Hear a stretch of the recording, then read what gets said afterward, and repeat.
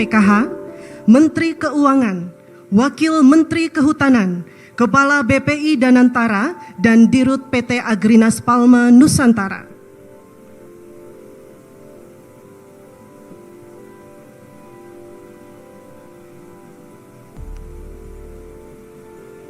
Selanjutnya berkenan kami mengundang Presiden Republik Indonesia untuk menyaksikan prosesi penyerahan.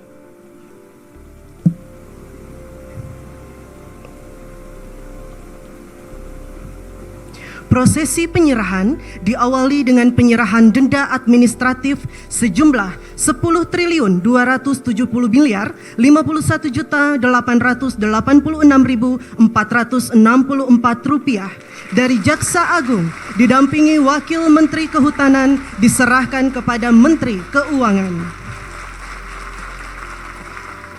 Selanjutnya penyerahan lahan kawasan hutan tahap 7 seluas 2.373.171,75 hektar dari Jaksa Agung didampingi Wakil Menteri Kehutanan diserahkan kepada Menteri Keuangan. Dilanjutkan kepada Kepala BPI Danantara.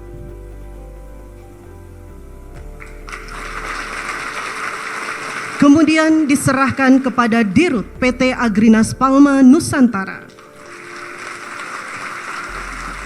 Prosesi selesai.